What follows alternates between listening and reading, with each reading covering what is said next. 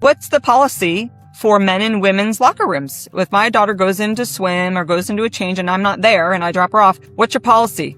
And he said, we have 3 family changing rooms and nothing has happened in 30 years. And I said, that's great. That's nothing happened in 30 years.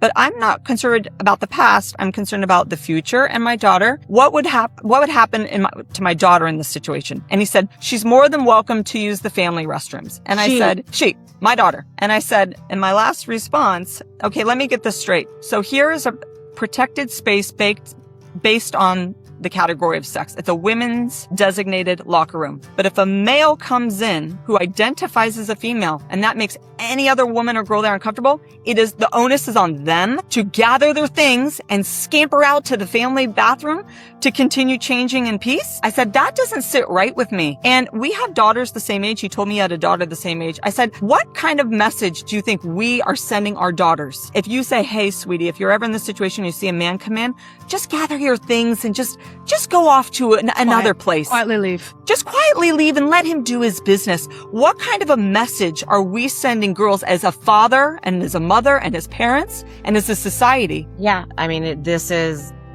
rape culture. That's the recipe for rape culture. So this is a case of weak internal boundaries meets weak external boundaries. And this is a script that a lot of us saw on the playgrounds when we were growing up. The girls are like playing a sweet little game. The boys come over, they're roughhousing. And the girls are like, go to the teacher and they're like, they're being rough. They're doing their roughhousing They here. stole my ball. Yeah. And instead of often, this happens to me at least. It doesn't always happen, but it often happens, and instead of telling the boys, hey boys, the girls are playing there first. Why don't you take your game over to wherever? Often the girls were told, girls, if you don't like it, you can move. It's a big playground. You can move. So this script tells boys, I don't have to regulate. I don't have to stop my impulses. I can follow through with my every impulse and the world will bend itself and adapt to me. I don't have to remove myself from the situation because the world will adapt to me. And also, I do not have to respond to a girl's no. So she will have to adapt herself to me.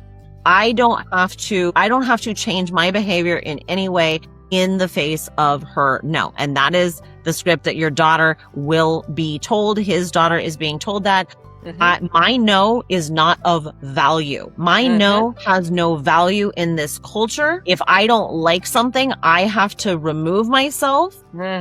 And the man does not have to control his impulses. That is rape culture. Weak internal boundaries meet weak external boundaries.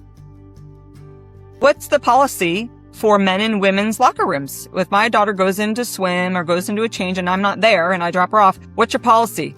And he said, we have 3 family changing rooms and nothing has happened in 30 years. And I said, that's great. That's nothing happened in 30 years. But I'm not concerned about the past. I'm concerned about the future.